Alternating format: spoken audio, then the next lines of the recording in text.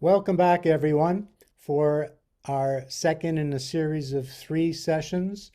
The main topic, of course, is the widening divide, North American Jews and Israelis. A conversation with Salim Mansur, sharing an outsider-insider perspective. Today, the main topic is the United Nations. How does the UN global order affect North American Jews and Israelis? I'm just going to quickly review the format. Once again, I will say a couple of remarks, much less than last week. I take constructive criticism well, and that will leave more time for Salim to make his comments, and that will certainly leave a lot more time for us to get to the comments and questions. The best way to get recognized for a question is if you could use the raise your hand icon that is in the reaction icon at the bottom of the Zoom screen, because then it pops up on my screen in kind of an order. Other than that, you have to wave and I have to be able to scroll and find you. My apologies for last week to Gertrude, Vivian, and Howard. I missed you, or if I recall, Gertrude, we had to cut you short because of the time. We will be going to 9 p.m. If we have some more time at the end, I'll go back to the three of you with your questions, although I see one of the questions that came in today from Vivian, I think, relates to today as well. So we'll see how that works. If you rather be anonymous and use the chat, by all means do so. If you don't want me to read your name, say so, but I don't see why not. So if you're on the chat, it means that you'd rather not be on video, and I'll just read your question and take it from there. All right, so I'm just going to make a few opening remarks. Benjamin Netanyahu maintained that throughout history, Jews have never been good at seeing the future, especially danger. And this is why he proclaims that Theodor Herzl worked so tirelessly and fervently to realize the dream of Zionism as quickly as possible. He saw the writing on the wall before most understood it. An anti-Semitic trial in Paris, the Dreyfus Affair, and the election of an openly anti-Semitic mayor in his own city of Vienna. Most Jews at the time said, "Why are you so worried? There's no need to exaggerate." But Herzl was worried. He implored his fellow Zionists at the time to move as quickly as possible. The slow dissolution of the Ottoman Empire would present an excellent opportunity to claim some land. In fact, our ancestral land. Unfortunately, Herzl died before he could contribute to the realization of a state for the Jewish people by taking advantage of the downfall of yet another empire. Throughout our long history, we have had many examples of the Jewish people acting too late. The two most compelling examples cost our people millions of lives: the Spanish expulsion in 1492, and an example much closer to our memory, the Holocaust. Imagine if after the League of Nations' unanimous vote at the San Remo Conference in Italy in 1922 to reconstitute a homeland for the Jewish people, according to the Mandate for Palestine, imagine if it was followed by a swift adoption of its intent, and the intent was a nation state for the Jewish people. Unfortunately, it wasn't to be. World War II interrupted and took its horrendous toll. Only a couple of years after World War II, as we know, it was through the aegis of the United Nations that the State of Israel was born. The United Nations was seen as a boon to our existence as a people, but this support changed dramatically after 1967. Since the Six-Day War in 1967, the United Nations, for a number of political reasons that we will explore, began to tilt away from being fair and balanced towards Israel. Especially in the last decade, annual resolutions against Israel have become numerous and commonplace. Too many of us point to the UN as being a useless and irrelevant organization with waning influence, almost comical because its actions are so outrageous. Many Jews, especially in North America, say, "Why are you worried? Why are you exaggerating? We're safe here in North America." Sound familiar? Is this another case of Jews not being good at seeing the future? There's a bigger picture that threatens Israel once again existentially. The UN has become a nefarious, evil player at the vanguard of what we now call globalism, an ideology set on replacing nation-state-based sovereignty with a rule-based New World Order. It's a lot to wrap your head around, but UN globalist authority has Israel clearly in its sights and is slowly attempting, and God forbid, perhaps already succeeding in delegitimizing the state of Israel, the first step in the destruction, God forbid. So this is a bigger picture concept that our guest Salim will help us understand. So Salim, I'm turning over the Zoom to you. Thank you, David. And thank you once again to all of you for joining us tonight. And thanks in particular to Carrie and Karen for arranging this. Let me begin by saying shalom, or as I would say, salam. Peace to all of you.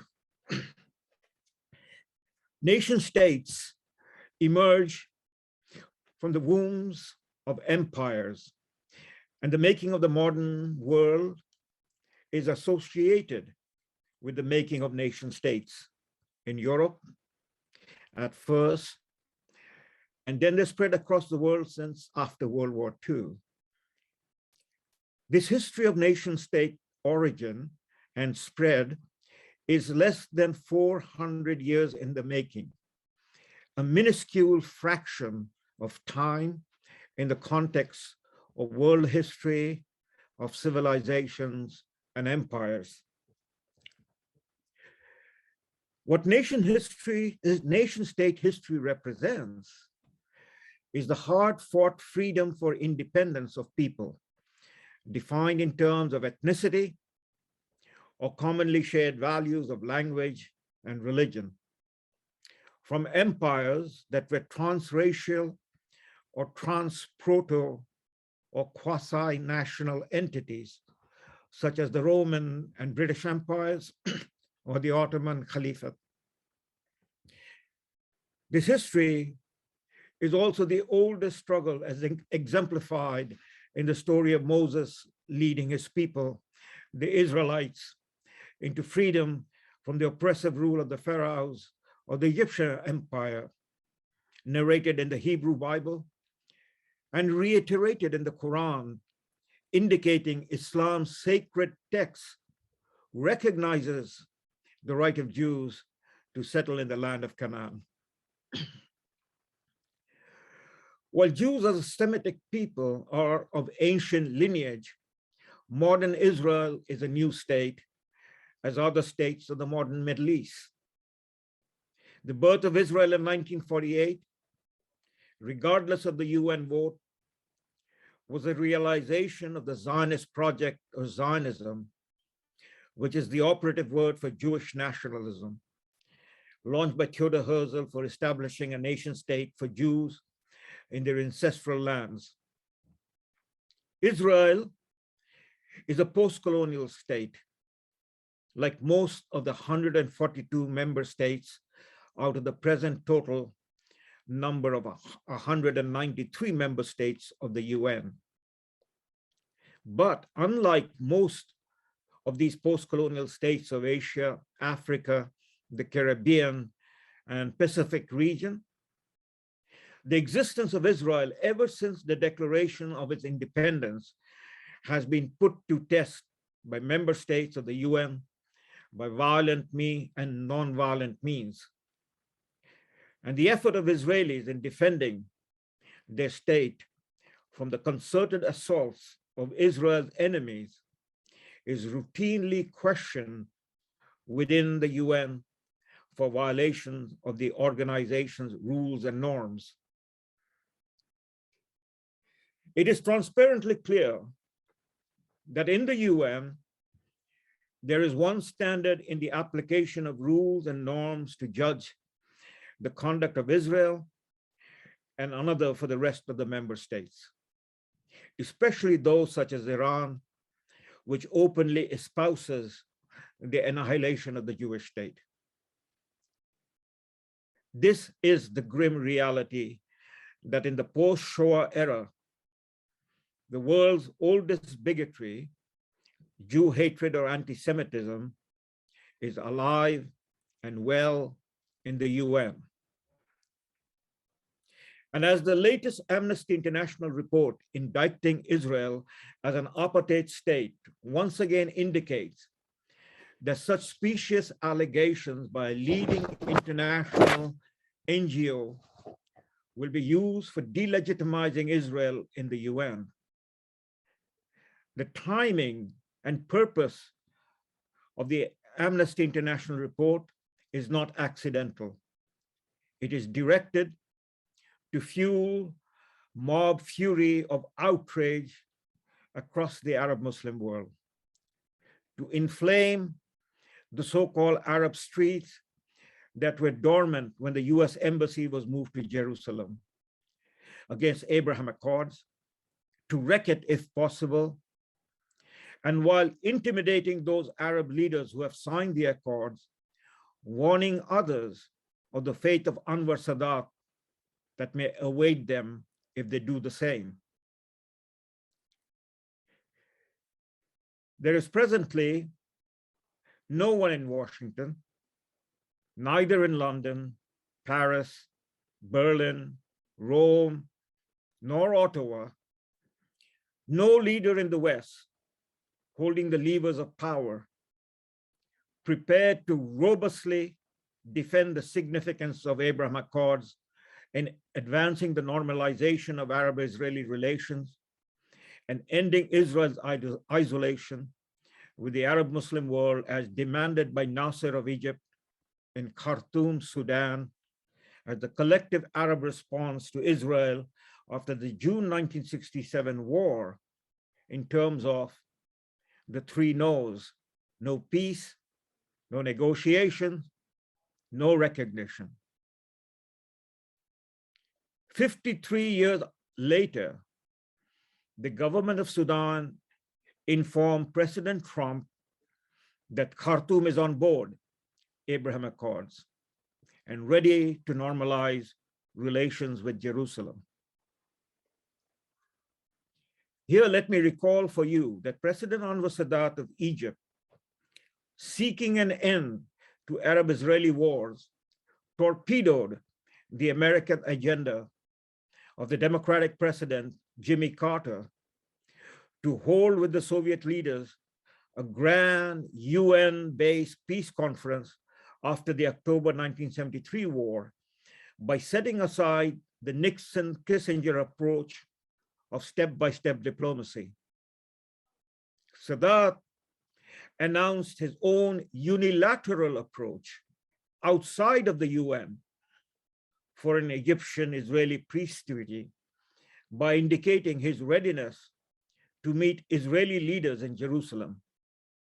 And then, in visiting the Israeli capital in November 1977, addressed the people of Israel as descendants of Abraham, as are the Arabs, in his speech at the Knesset. In my view, Sadat was the inspiration and example of what President Trump with Israeli and Arab leaders turned into Abraham Accords. Sadat had understood, as half century later, Trump understood, that the UN cannot and will not be the forum for advancing peace in the Middle East. The UN, as the principal international organization in our time in providing for peace and security among nations, as its primary responsibility stated in the preamble of its charter, is no friend of Israel. At the end of the Cold War and the subsequent collapse of the Soviet Union, another more ominous face of the UN that had been opaque and hidden surfaced. In a special address to a joint session of the Congress on September 11, 1991, President George H.W. Bush mentioned that America was ready to provide leadership in the making of a new world order under the auspices of the UN. This left most Americans and others wondering, what did the leader of the free world mean in time, that is in the span of more than 3 decades since President Bush spoke? What he meant by new world order has become evident. The Cold War had frozen for half century since the founding of the UN. Its larger objective that President Roosevelt and his predecessor, President Wilson, for the League of Nations, had in their minds in terms of their progressive agenda. This progressive agenda was far more ambitious than provision or imposition of peace and security by the League and then the UN.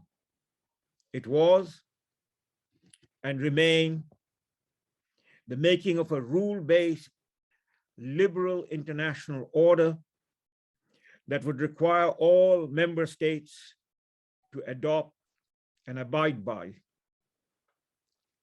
This is globalism.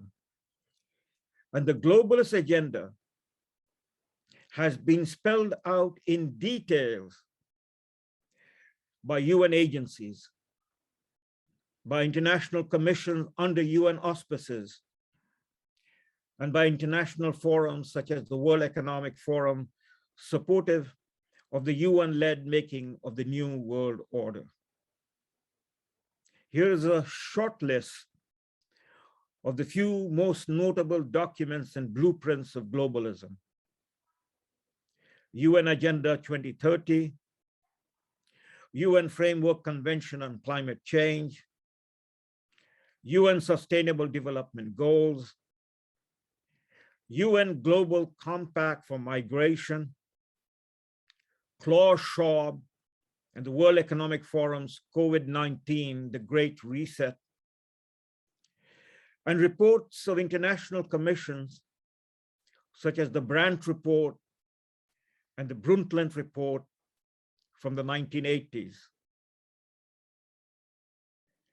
The model for the one borderless world global order has been the European Union, the making of the supra-Euro state that transcends individual member states in terms of sovereignty and authority in governance.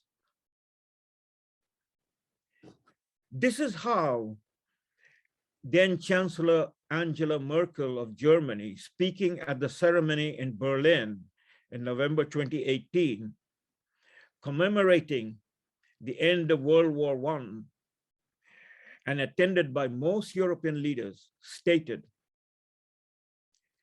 "In this day, nation states must today, should today, I say, be ready to give up sovereignty." This is also how our current Prime Minister, Justin Trudeau, following the 2015 election, in an interview given to the New York Times for the world to take note of how he views Canada, expressed himself.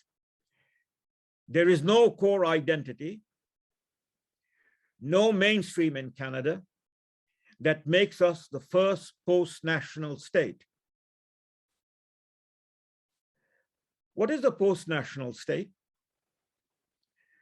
According to Merkel and Trudeau and other members of the EU, a post-national state is one that willingly subordinates its national sovereignty to a superior entity, the EU, the UN, or going back to the world order of empires prior to the emergence of nation states in the 17th century.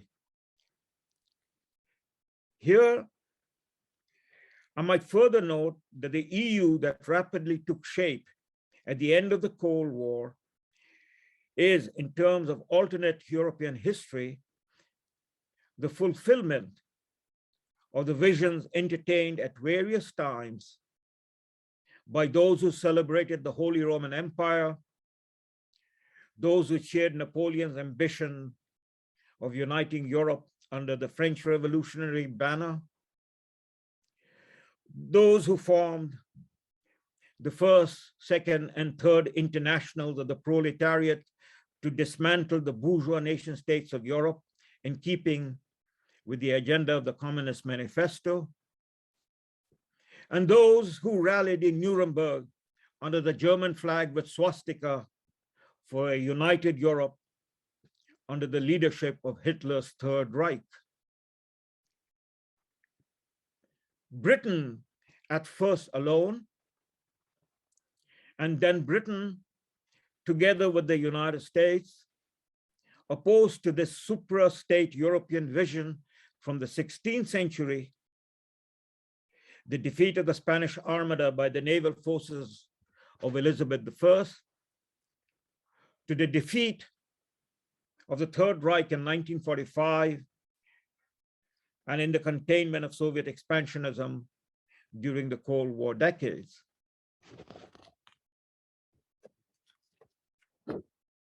In the case of the United States, the congressional leadership in the Senate opposed President Wilson, and by voting against the Treaty of Versailles in 1919, America came not to join the League.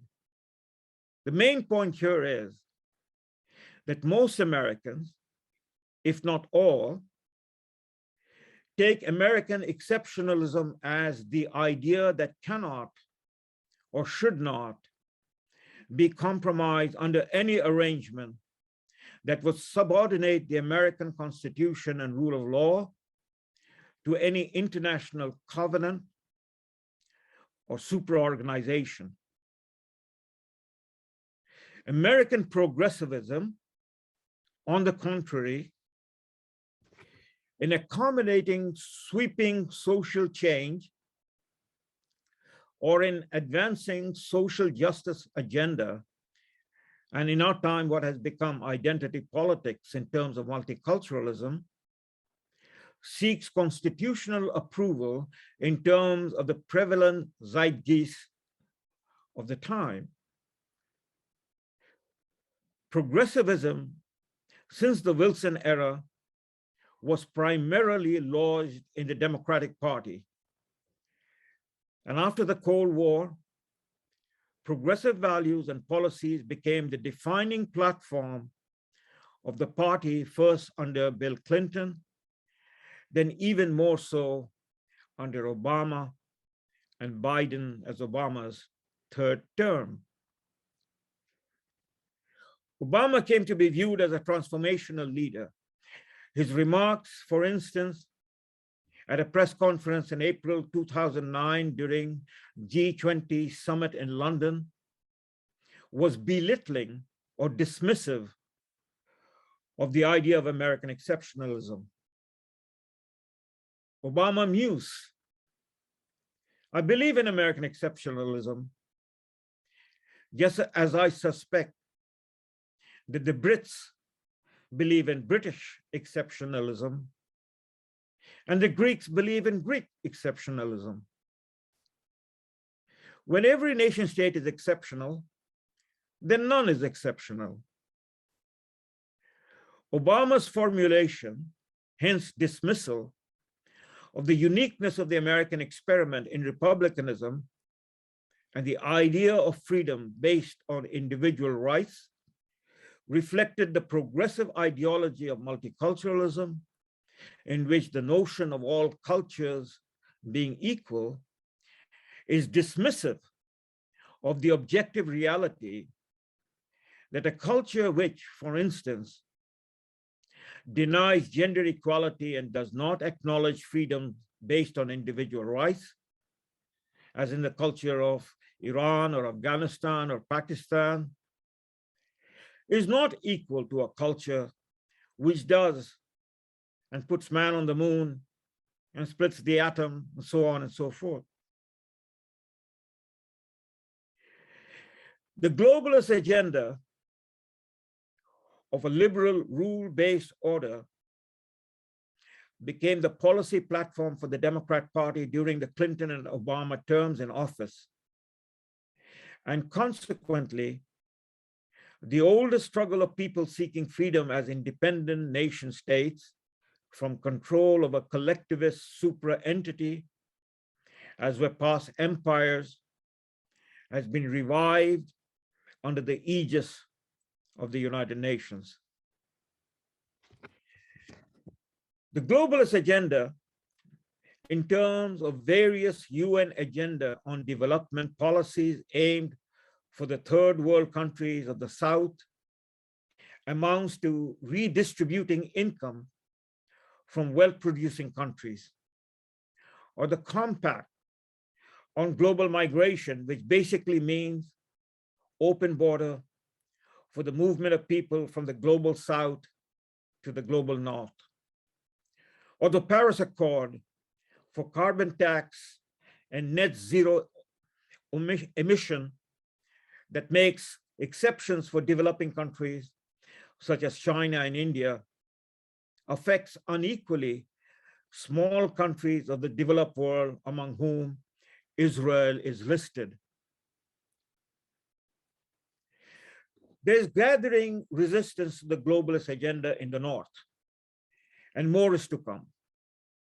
This resistance in terms of defending nation-state sovereignty and independence from the reach of the globalists came together in 2016 with the referendum in Britain over leaving the EU or Brexit, and in the election of President Trump with his Republican agenda of America First.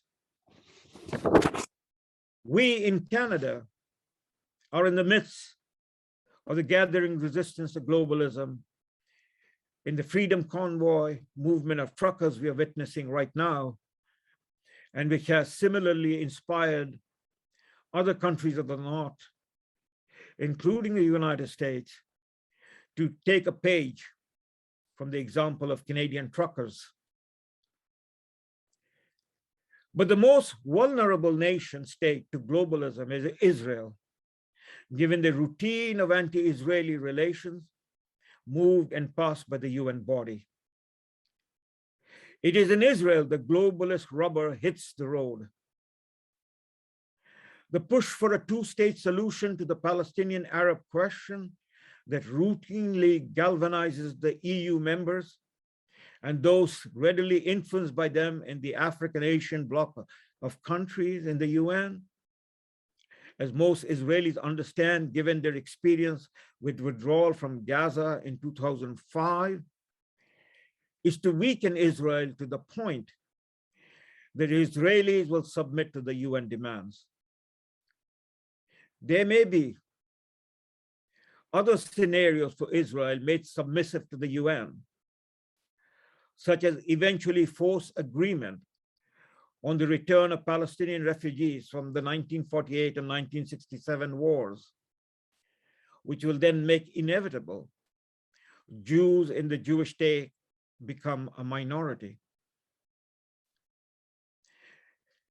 Given the immense existential threat that Israel is faced with, and given the fact that Israel is exceptional as a post-colonial state in its achievements that rankle European opinion, including the progressive opinion in North America, and is regularly scapegoated by the failed states of the Middle East and Muslim majority third world countries, the voting pattern of North American Jews for progressive parties that support globalism puts them at odds with Israelis.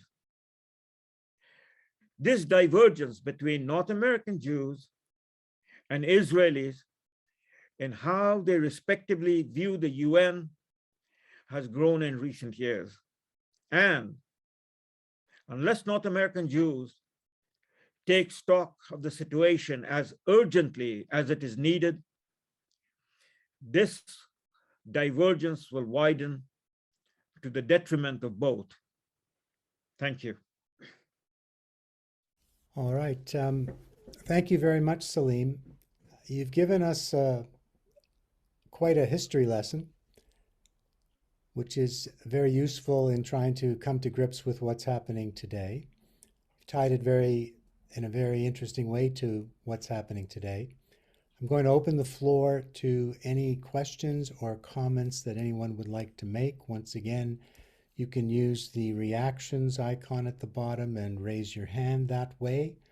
You can put a question into the chat if you want me to read it, or you can simply wave and see if I get anybody's, if I can catch your wave. Do I have any takers? Okay, so I've got, I think I saw there, was it Sid or Sid? Sid, and I think I saw someone else, so we have an order here. And anyone else? Just while we do it. Oops. Thank you. Where was that? Was that Gertrude? Yeah, Gertrude. And I think that'll get us along, and then I'll have another look and see if anything's in the chat or if anybody is waving or using the hand feature. So let's start off with Sid. If Sid, you can unmute and go right ahead. Yeah, thanks, David. And thank you, Salim. I appreciate your remarks this evening. And I'm in complete agreement with you both as to what has actually happened at the UN, the sad story of how it has moved from the situation in 1947, when it voted for the partition of the Mandate into a Jewish state and an Arab state, to the present constellation of the states in the UN being essentially at war with Israel and determined to eliminate it. But I just wanted to, I really have no comment to add to that. I think you've made a good, concise presentation of it. I just wanted to mention for the information of everyone that this presentation by Salim can be supplemented by a presentation that's scheduled for tomorrow evening. Honest Reporting has sent out emails that they have a lecture tomorrow night by Danny Danon, who was the ambassador from Israel to the United Nations and had to suffer through 2 years of this garbage. And he'll be speaking about how the UN turned against Israel. We're basically laying it out chronologically, how the UN has made this transition from its condition in 1947 to its condition today. So, and that is a talk, I think it's on about 7:30 tomorrow night. It does not require registration. You can simply tune in to the Honest Reporting email. And if people are interested, I have the email. I can forward it to Carrie perhaps, and she can distribute it to everybody, or whoever, or David, whoever is the best one to do that. So I'd be happy to forward that email to the right person, and hopefully it can then be distributed to everyone here to supplement what Salim has said tonight. Okay, thank you for that information, Sid. Also, we know that Honest Reporting tapes their programs, and so if you can't make it tomorrow night, you could go to their website and watch the video as well. Now turn over the Zoom floor to Anne. Thanks very much, David. Salim, I've heard you speak many times, never more brilliantly than tonight. It was a fantastic lecture. And I find myself split.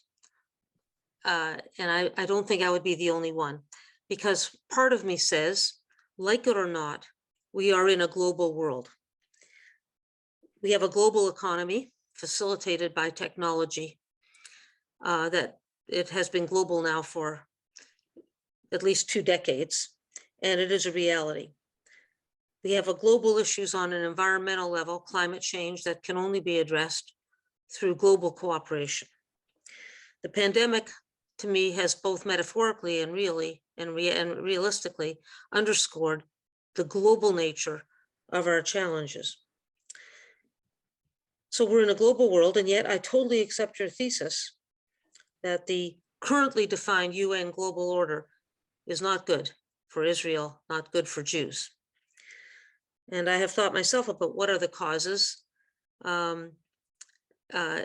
Partly, I've often thought that it's this progressive, we didn't used to call it progressive vision, but the fact is if you only see the forests and you don't see individual trees, it means that you are not tuned in to the suffering of individual people. I always felt Trudeau was like that. Not our Trudeau, not Justin, but Pierre, who was very theoretical and global in his outlook, but did not get the particularism of Israel's situation. It's complicated by one more fact, and that is that the current expressions, I'll go back to the point I made in the last lecture, that the current exponents of nationalism, be they the Prime Minister of Britain or going back to Trump, are idiots. So to line up with the nationalists who may have be prepared to give you better support for Israel, but who ignore all of the global challenges, it leaves you nowhere. I guess my question would be, is it possible that you could find someone who understands the global challenges and at the same time is aware of the role of nation states within a global order to protect and the rights of individuals within nation states based on ethnicity or history or whatever, as you outlined at the beginning, and at the same time provide for a cooperative, collaborative solution to global problems? I don't know anyone like that right now. It may be too much to ask of the human species, but that's where I am, kind of on both sides of the track. But for sure, I can't go with the current leaders of the nationalist America First, we're exceptional side. And on the other hand, the pure globalists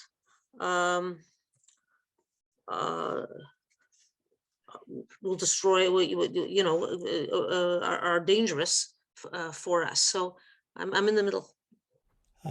Thank you, Anne. I think a lot of people share that dilemma. Salim, this is a challenge for lots of people in terms of trying to balance the concern for the existential threat towards Israel and as a nation state and a globalist agenda. What are your comments? There is no Superman. Well, I mean, how I would respond, again, looking at it simply, in that larger philosophical framework in which I've said this discussion, is international politics since the middle of the 17th century, with the emergence of nation state, became one of bargaining, engagement, pursuance of national interests in various ways among the nation states. And in the context of nation state politics, there were wars, there were alliances, and there were, moments of great progress, and then disasters, as what eventually happened in the 20th century with the two world wars. But it was under the nation state global order, to distinguish it from the globalist rule-based global order. So the global order based on nation states has been the period in history where the greatest advancement of human progress has been made. It did not occur prior to the making and emergence of the modern nation states.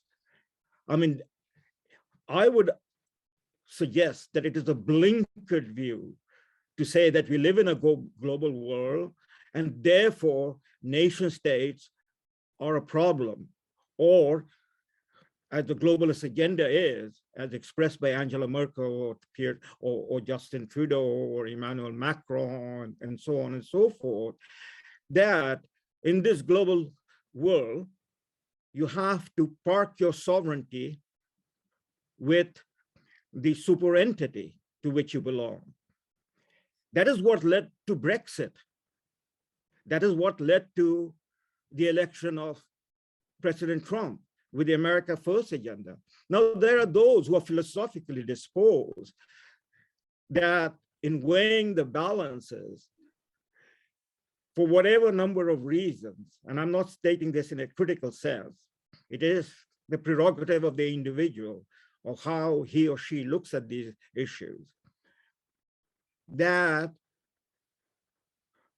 the nation state and nationalism is a problem and we have to dispense with. And if in this particular conversation, that is between the Jews in North America and the Israelis, you dispense with nationalism, or you cast doubts on nationalism, you stain nationalism with whatever is your predisposition, or you conflate modern nationalism, particularly in the advanced state. Nobody's talking about nationalism in Sri Lanka, or nationalism in India, or nationalism of the Philippines, for instance, but it is about nationalism in the advanced industrial democracies, and stain it with the history of that particular moment in history, that is the 1930s,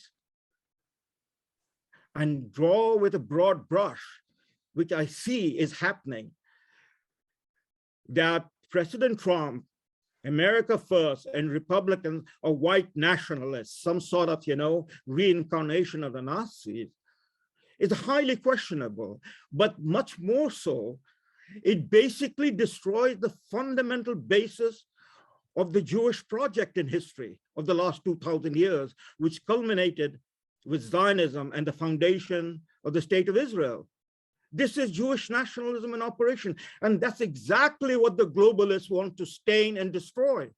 So if you are going to, whoever the you is going to engage in slurring the nationalism of white Canadians, white Americans, as somehow these white nationalists, a bunch of raving lunatics like those who rallied behind Hitler, they're not only expressing their own blinkered view of history, they got it all wrong in terms of what the cost of globalism is going to be, particularly when it comes to the Jewish people and their Jewish project. It is not going to affect the Indians with 1.5 billion people. It's not going to affect the Chinese with 1.5, 1.6 billion people. It's not going to affect the Nigerians and so on and so forth. It is going to affect immensely what is, and negatively, what is the Jewish project that came about only 70 years ago. Gertrude? Okay, thank you very much. And thank you again, Salim, for an excellent overview of what is going on. I think by and large, I share Anne's concerns. And I don't know if we can sort of fail to recognize that whether we like it or not, we are globally connected, whether it's the climate issue or the ability of somebody anywhere in the world to affect our, invade our cybersecurity space. Certainly, you don't have to be located in Canada in order to do that. So globally, we're very much exposed to anybody who wishes to do us harm. And the harm can be very real, whether it's shutting down our healthcare system or our Department of Defense, or any of our institutions can be affected very dramatically from anywhere in the world. And to me, that's a global issue.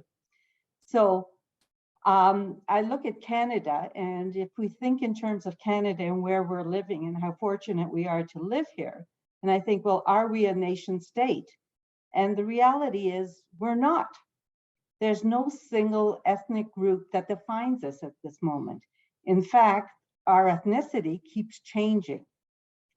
And I think as long as we subscribe to the notion of a democracy where each person is entitled to one vote and every vote counts, it's just a question of time before those who perhaps don't share our views, whatever our views happen to be, will in fact take over. And they'll take over simply by voting and getting their people elected and having the laws that they feel that they wish to see implemented. So whether we like it or not, you know, Canada is not Israel. We are not a single nation here. And in fact, even Israel, you know, the concern is really that as long as it remains a democracy, how can it possibly ensure its existence if it depends on a majority of Jewish people living there? And I think it was Arafat who said that victory lay in the bellies of the women. In other words, they just keep producing, and as long as they all have a vote within a democratic state, it's just a question of time. So, am I hopeful? Not terribly. Does history repeat itself? All the time. I think that's something you come to, fortunately, at least for me in my more mature years. If I had thought about that when I was younger, it would have been very depressing. But now I realize that we're just in a moment in time, and we're not going to stop the circle of violence and peace and violence and peace. And we just happen to be lucky to be living in a moment of peace, relative peace. But here's my question, and here is what I think is, you know, actually, interestingly, gives me some sense of security. And that is that Israel possesses, as do many other countries, the nuclear bomb. And the last thing that I would want to see happen is that Israel goes down and everybody else remains standing. And I don't think that's going to happen. I think ultimately the people of Israel, if they see that they're going to be attacked in a nuclear way, which could eliminate them, will, hopefully, certainly reciprocate, but hopefully take the step before it happens. So, my feeling is that the reason that the Cold War never resulted in an actual war was because the Russia or the Soviet Union and the United States both knew that they each had nuclear weapons.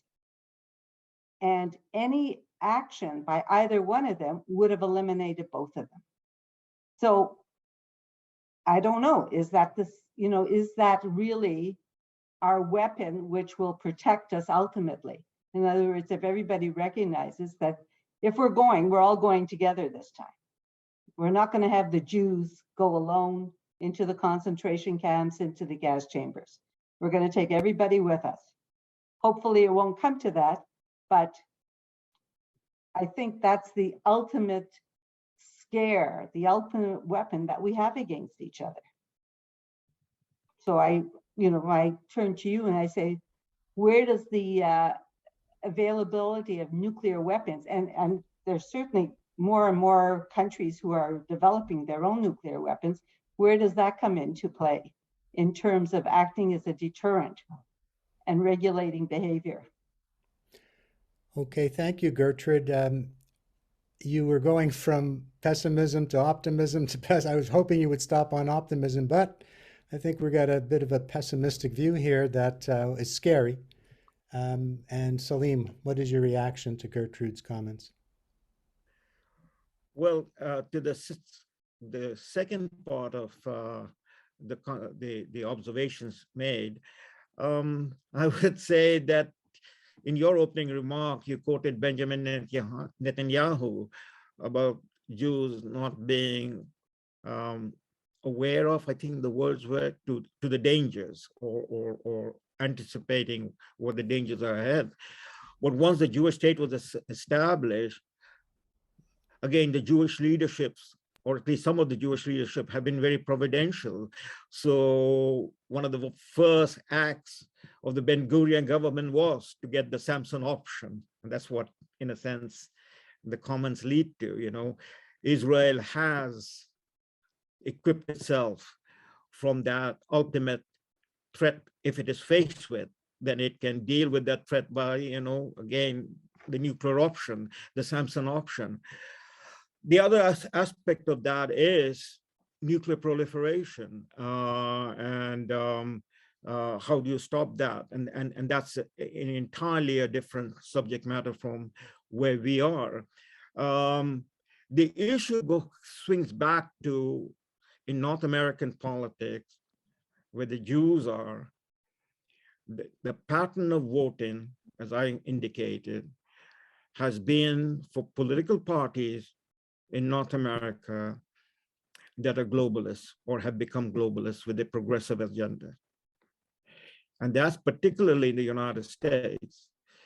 That's the shift that has taken place with the Democratic Party. Democratic Party has basically taken up multiculturalism. And what is multiculturalism? America is not like Germany, for instance. The nationalism is not blood and soil nationalism, because America is, in that exceptional, unique instance, a country of immigrants, a country which draws people from all around the world to become American. It is, in that sense, civic nationalism. It is political nationalism. It is nationalism based upon individual rights. And that is captured by the term e pluribus unum. From many one, you become, American. And the opposite of that you can then become un-American by denigrating or violating the Republican principle based upon individual rights and freedom. The Bill of Rights, for instance, the first 10 amendments, is in that sense sacred because it is based upon the idea of individual rights and freedom. All men are born equal, that is, individuals are equal. The concept of multiculturalism is group identity. It is collectivism. It shifts the emphasis in politics from all are equal before the law, again, as individuals, to all cultures are equal before the law, and hence a polymath of cultures contesting and destroying the very foundational principle of American republicanism. That's what is at stake. And if the Jewish voting pattern persists in the direction of the collectivist identity, which is multicultural, which, by the way, was begun in Canada, and look at the distance where we have come in undermining that fundamental Enlightenment principle of freedom based upon individual right. Nowhere else in the world was this idea established. It was first established in America, in the United States. And it is the soiling of this identity, of this idea by identity politics, is the unraveling of American exceptionalism. And that is what has become the democratic agenda. That is the progressive agenda that goes all the way back to Woodrow Wilson and Franklin Roosevelt. Both Democratic presidents accelerated in the period after Cold War under Bill Clinton and Obama, the unraveling of America. So the unraveling of America was the obstacle to the globalist agenda, whether it was the Third Reich, whether it was the Soviet Union, whether it was the Holy Roman Empire. And, in being the obstacle, that is creating the space for a society built upon and a politics built upon individual rights, the Rabbi Jacob Neusner, one of the most renowned Jewish Reform rabbi, expressed himself that the truly golden age of Jews came about in America. And now, as this globalist idea spreads through the body politics in America, through the arteries of the Democratic Party, what you are facing with, whether you want to really understand with boldness that is required and urgency that is required, or you want to hold on to blinkered view that somehow the white nationalists or the reincarnation of the Hitlerite Nazis, well, that is anybody's predisposition. But the reality is that in a collectivist group-based identity,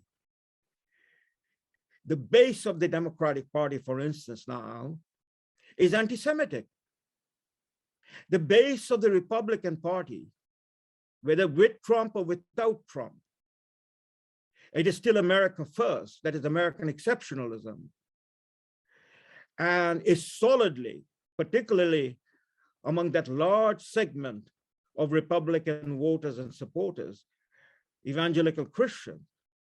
You have the most solid friends, allies, and supporters of Israel. The choice is very clear.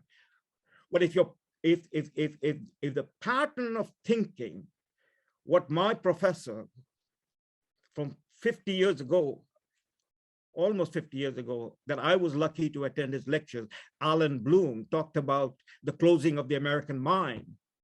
The closing of the American mind did not begin when I was in the university. Alan Bloom was talking about the closing of the American mind going back another 50 years.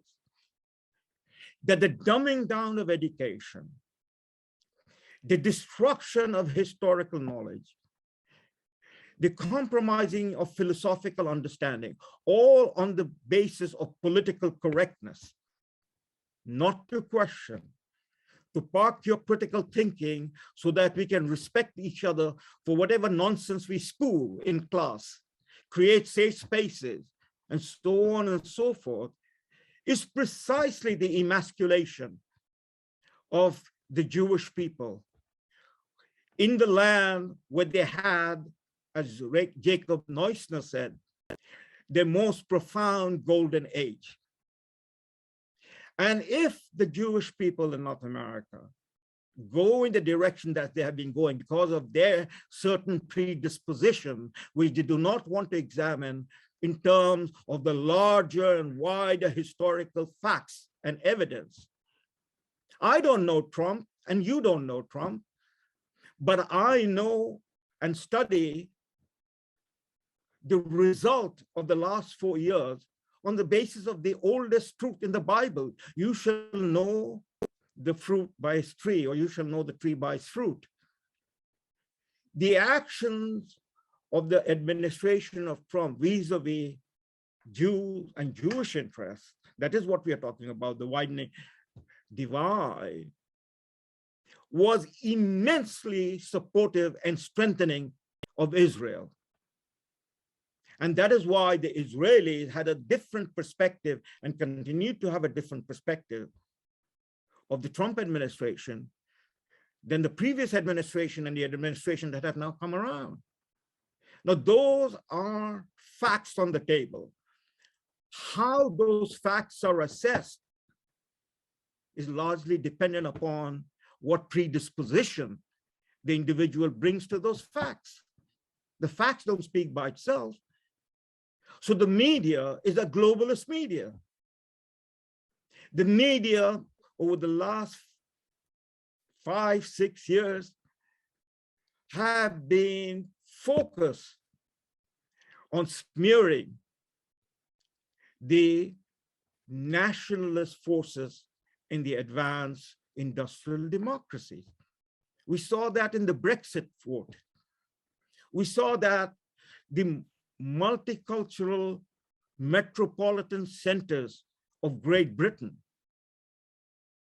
London, the greatest English capital of the world, and one of the greatest cities of the world, the capital of Queen Victoria in the Victorian age and the British Empire, has a mayor from the Indian subcontinent, from Pakistan, whose sentiments and politics through the Labour Party is allied to the Muslim Brotherhood. in the South Asian region, the Jamaat-e-Islami. Sadiq Khan I'm speaking about. Okay, so here it is.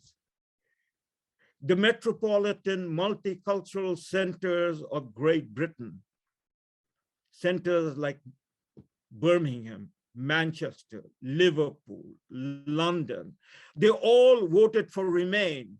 It is the old stock English that voted for Brexit. Why? They wanted to protect their culture and their history.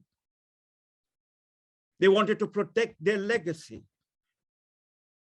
They wanted to protect their inheritance. They, in a word, wanted to protect their sovereignty that they saw was draining away, if it has not already drained away. That is the question amplified by several degrees that the Israelis are faced with, and will be faced with even more so in a much more difficult circumstances as they lose their support among their own brothers and sisters, the Jews of North America. Thank you, Salim. In dealing with the globalist agenda. Yes. My sense is that the closer you are to existential threat, the more you're likely to take the globalist threat seriously, and the more likely you have to pick your allies, even if they seem to be distasteful due to their personality.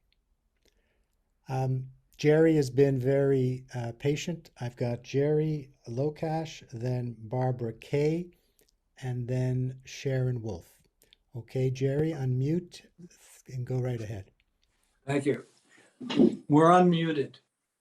Salim, I want to thank you very much for an astounding presentation. And I must say, I admire the depth of your research and the command you have of the facts and the history. You make it look so easy.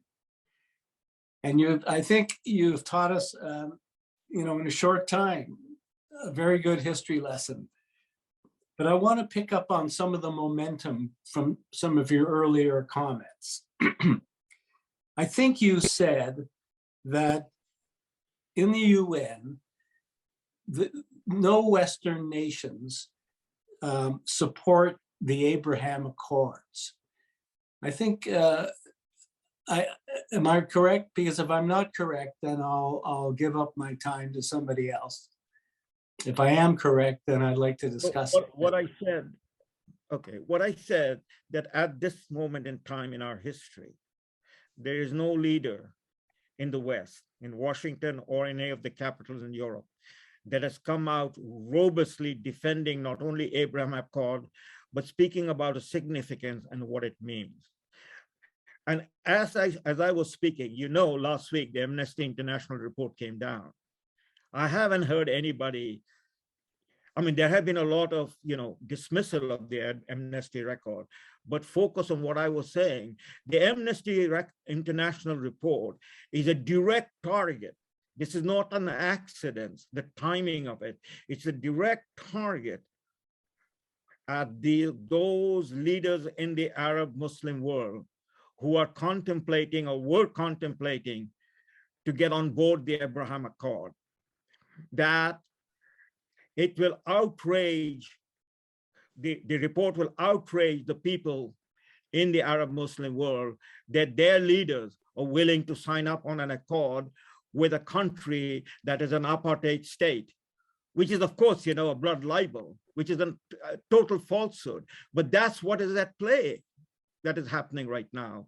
Okay. And my reference to Anwar Sadat, what he paid by his life, in doing what he did. Yes, thank you. So I think I am on board with what you said, and the subject of anti-Semitism is, someone once mentioned to me years ago, is subterranean. It lurks below the surface all the time. And from time to time, it rises up above the surface, stings and damages, and then sinks down again. In the global context that you've been describing tonight, Israel is, to me at least, still carrying the burden of historical anti-Semitism that goes back thousands of years, I guess. And even in this most evolved world and all of the advances that that country has made, and the assistance that it's given to underprivileged countries, nations, citizens of those nations, even to some of the citizens of their enemy nations, they're still ignored and, excuse the word I'm going to use, considered to be a pariah in the global neighborhood. So, you know, that is a situation that, I mean, looking ahead, I cannot see any resolution to that. The only encouragement that I get out of it, really, aside from the military might that the country has, thank goodness, is that through the Abraham Accords, they've tried to strengthen their position and make peace with their neighbors in the neighborhood, the Arab states, the small Arab states that surround them. And I'm encouraged when I read in the paper or hear about relations that are improving between Israel and India, and Israel and China, and Israel even and Russia. There are little blurbs that come out from time to time about business transactions that they do and other types of international activity with these big nations. The Abraham Accords, yes, it's important to live in a peaceful neighborhood, but it surrounds Israel still with friends, but the numbers are very small. And in that whole geographic area in the Middle East, with Israel in the middle, let's say, it doesn't amount to a fraction of the population of some of these other countries that I just mentioned.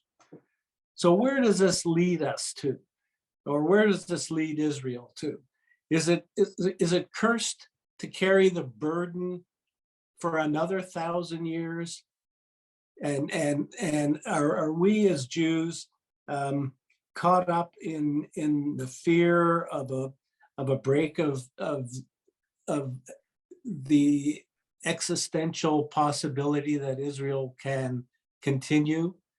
And what does that mean? I mean, these are big questions, and I don't expect you to answer them really. I mean, if you have comments, sure. I'll just finish by giving you some sort of a metaphorical reference I think about from time to time. If this situation did not exist, and one picked up a book, a science fiction book, and started reading about the world, the global situation that we have right now, and no matter how it swings amongst the nations in this story, there is one nation that occupies the smallest territory, like a flea on the back of an elephant, where all of the attention seems to be constantly focused. And to live in the glare of that attention and not get any kind of satisfactory recognition is stunning to me.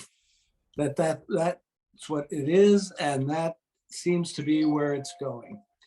So I don't have a question in particular, but I invite your comments if you want to, and the comments of anybody else in the group that wants to join that. Thanks. All right, thank you, Jerry. I think you're expressing the kind of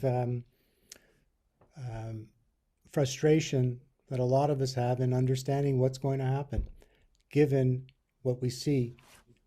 I'm going to ask Salim to hold off on comments on yours, because I want to honor the people who have who may have other questions first, and then we can come back to it perhaps. So I'm going to move to Barbara. Barbara Kay? Thank you. Thanks, Salim. That was a lovely, wonderful presentation. We go back a long way, and I've heard many of your presentations and always appreciated them. And I should also say that Salim's book on multiculturalism, if you want to read one book, that's the one it should be. That was very influential for me, and I thought you did a great job on it. And of course, I'm complete agreement with you.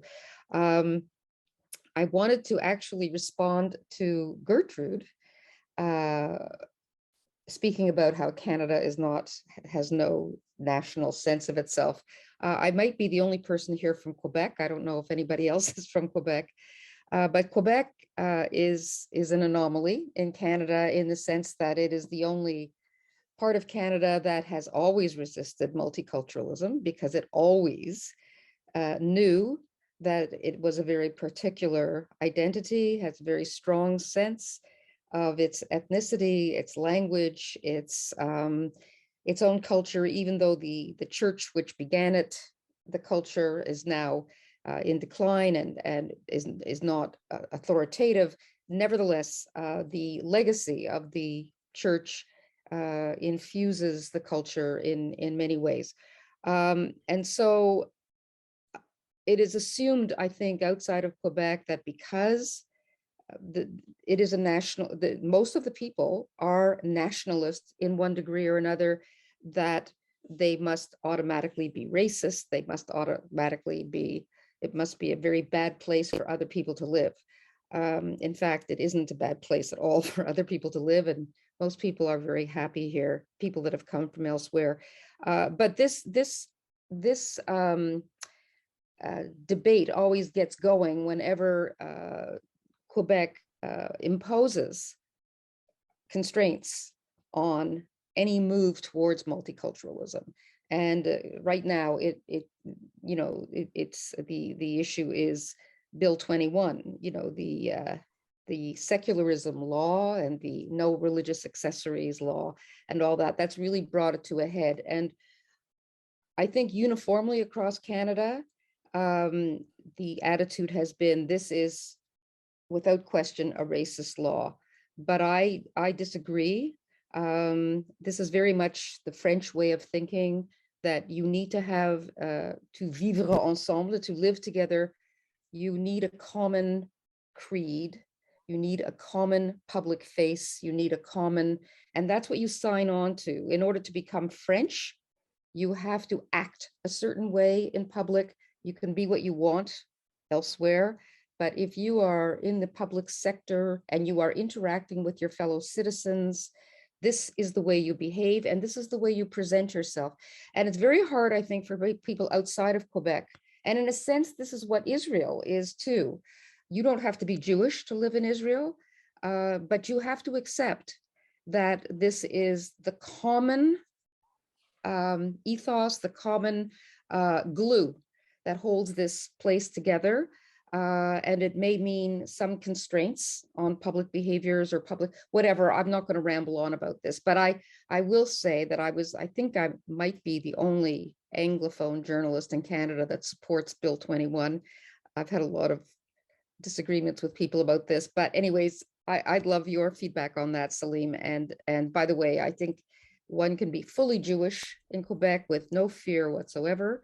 And in fact, the Quebec government has very excellent relations with the Jewish community in Quebec. So you can, being nationalist does not necessarily mean turning right wing or turning authoritarian. Over to you, Salim. Salim, I'm going to ask you to keep your comments to about a minute or so, because we do want to get to a couple other people. Thank you. Well, I'll quickly say that Barbara and I are on the same page. I see the same way that Barbara has expressed herself. I will only add to that sort of a footnote. That is one aspect of American exceptionalism is that the founding fathers, particularly Jefferson, engaged himself in the disestablishment of the church. And the famous saying of Jefferson, divided we stand, united we fall. In other words, one church, an establishment church, would lead to just paradoxically the opposite result of what is sought, that is the unity, because you cannot dictate fate. Similarly, you cannot dictate the habits and mores of a people.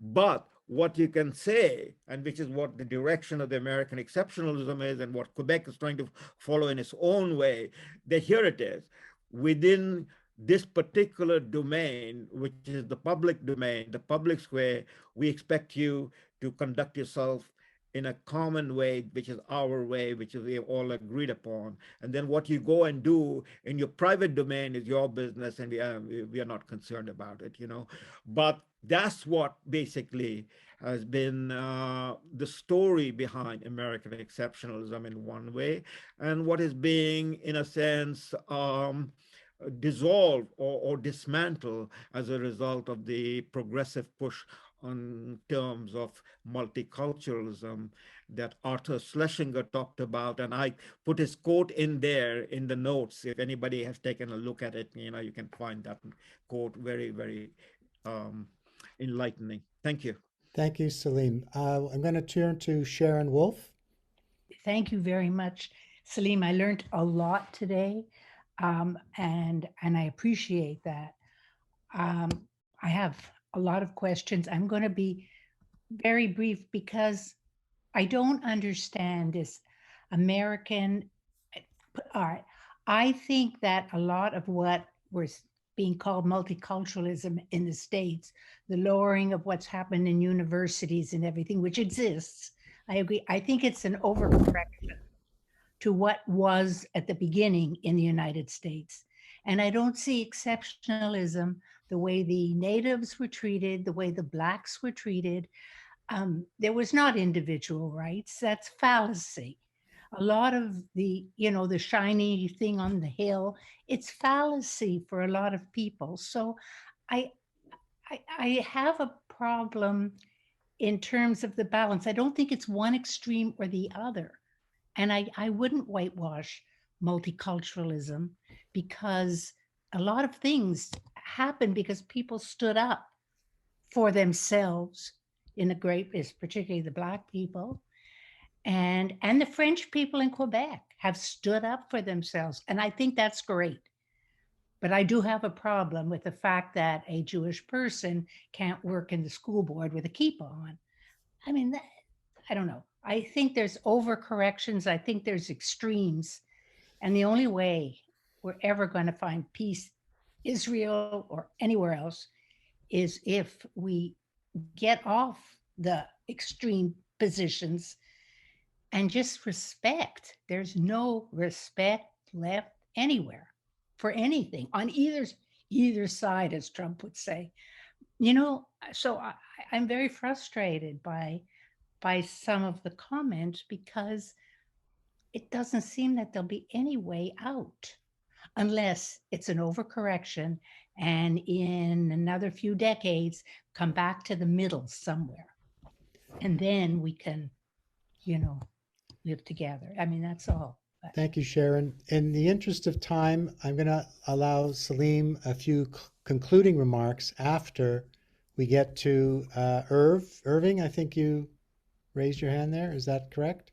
Yeah. Yes, I did. I wanted to respond to Sharon.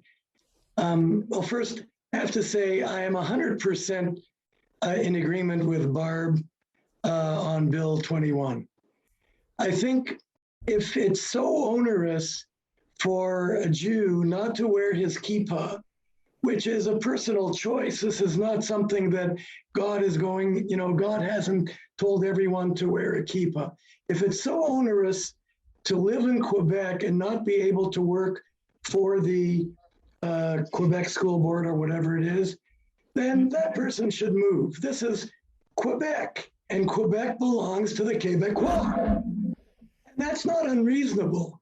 And it's exactly the same, in my view, it's exactly the same and should be the same in Israel. And we have a lot to learn from the Quebecois and want us to be proud of who we are. And I think it merits a lot more thought. And it took me a while to think this through. And I said, but is it so bad not to be able to wear a kippah if you're living in a community which has certain requirements, but is giving you the freedom to practice your religion, in private as you wish? I'm taking the prerogative of the moderator and say you've opened up another area that's a tangent, in my opinion, and that may lead to another session that we can, strategize. I don't want to leave before giving Vivian a chance. Vivian, would you like to raise your? You sent an email to me asking about Iran and Israel, I think. So if you unmute, can you just perhaps ask your question or make your point quickly so that Salim can respond and have some concluding remarks before we run out of time? Thanks. Yes, first, I'm very impressed by the quality of the two sessions. I'm learning a lot, and it's clarifying the situation for me in my mind, and I have to learn much more about this. Yes, what I can't find a reason for the USA, for Europe, to try to revive the accords with Iran and to talk to them and to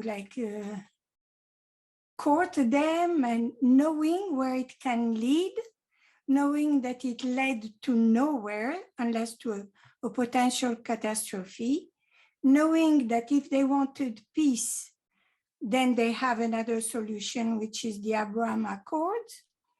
I can't get it how these people, these supposed to be leaders, are still courting Iran. It is, again, a remarkable and upsetting notion that you're raising, Vivian. I'm going to ask Salim if you'd like to make a few concluding remarks addressing Vivian's concern, primarily as it relates to Israel's existence, and sum up perhaps in a couple of minutes the notion of globalism vis-a-vis the nation state and the threat to Israel as such. Certainly there's not limited existential threats to Israel: Iran, Caliphate, UN. So make your comments, please, a couple of minutes, and then I've got some instructions for everybody afterwards. All right? Thank you. As I was listening to Vivian and others in their final few remarks, I want to just tie it up with the following thought. Multiculturalism shifts the politics from the individual to the collective group.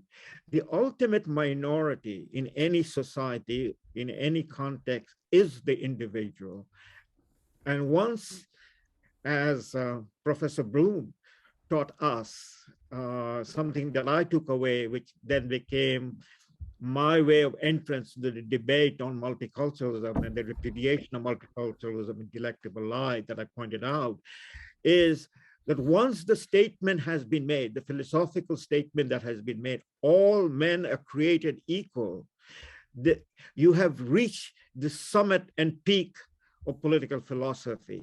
There's nowhere else to go, because from that peak, every step is not an advance, but a retreat. All men are created equal. That is, I, as an individual, am completely at one with you. We are equal under the law. We are equal. It is not what I bring as a baggage, my culture and the entity of culture.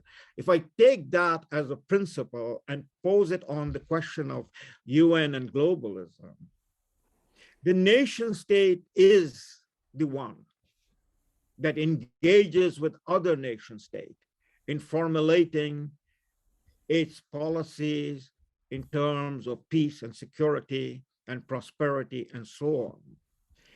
Globalism looks at it in the collective sense.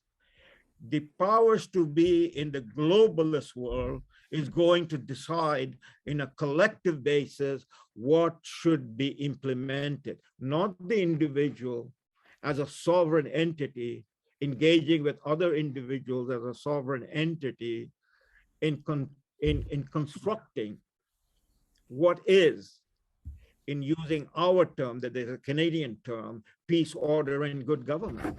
It is something that will be imposed upon. And if you, for whatever number of reasons, that is the entity, that one single entity, whether it is the individual or in global politics, it is the nation state, that is judged as being in violation of the rules and regulation that the globalist overlord has agreed to impose, then you are on your own. You might very well end up being dismantled. That's, as I look at it, as I play with it, is at the heart of this debate, at the heart of this struggle. Israel is one unique, exceptional individual amidst other exceptional individuals equal. But what Israel has done as an individual state is astounding. I mean, you look at the state, you look at the record, you look at the measures. I'll just quickly give you a measure. Israel, with a population of less than 90 million, has a GDP of over $400 billion, a per capita GDP at $45,000. Its neighboring states, Iraq, Iran, with a population 8 times, 9 times that of Israel, has a GDP of less than half of Israel. In terms of per capita income, less than 1/20th of Israel. Both Iraq and Iran are resource-rich countries, water, oil, gas.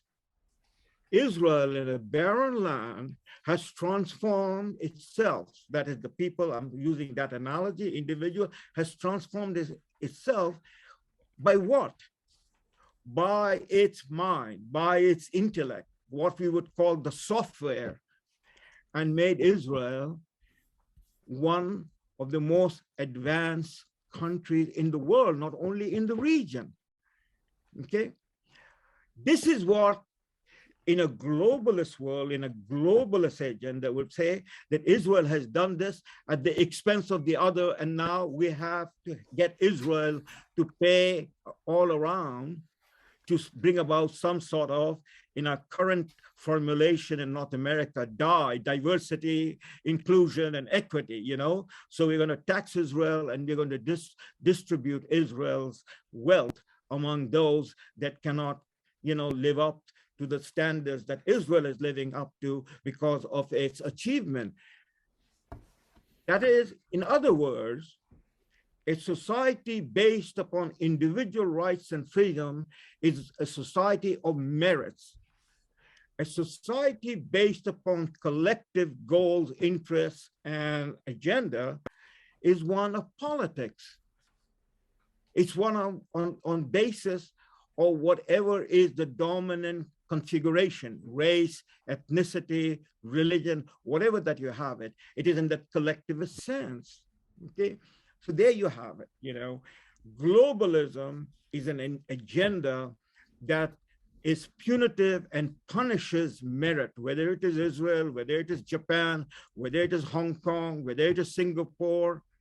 These are all relatively small states, you know. It is not going to punish China. It's not going to punish India, but it is going to punish those who are most vulnerable. And Israel is the most vulnerable. Thank you. Thank you very much, Salim. Many of you have expressed how much you've enjoyed listening to Salim. Imagine how I feel in prepping for this with Salim. I get him one-on-one for many hours each week. So what I'd like to do is thank you, Salim, very, very much once again, and invite everybody for the third in these series of 3 sessions. When we were planning this, we try to start up a little optimistically with the Abraham Accords. We knew that the UN would take us down a bit, and we're coming back in 2 weeks to talk about something that a lot of us have not that much knowledge about, the Israeli relationship with China and India. And hopefully, we're hoping that that will be sort of an optimistic end to this particular series. I'd like to remind everybody that the nature of this series is such that you have to register again for the 3rd session. So you will get an email. You'll probably get another reading, I hope, and I hope you've enjoyed those. We've selected them as best as we could, not to overwhelm anybody, but to give you some background. I see Carrie is raising her hand because she is one of the reasons this is all happening, she and Karen Goldenberg. So Carrie, what do you have to say? I have listened to Salim, the questions and the way you've answered them. And my suggestion is that we go beyond the 3 weeks. People can write in and let us know if you agree. But I think a few of us have asked Salim if you would be interested in continuing. So that is something we could send. You could send to me if you're in agreement. And if there's enough of us, I'm hoping we'll continue. Don't feel pressured at all, Salim. No. In any case, I would like to thank all of you for participating tonight, the comments and the questions. Look forward to seeing you in 2 weeks. We were going to do next week, but somehow we were bumped by Valentine's Day. So I wish you all a happy Valentine's Day next Monday, and that you can be with your loved ones and express that love. In any case, we'll see you in 2 weeks. The topic will be China and India, rebirth of an Asian-centric age. What does the end of the Eurocentric age suggest for North American Jews and Israelis? Once again, thank you very much, Salim. It's been a pleasure. Night, everybody. Right.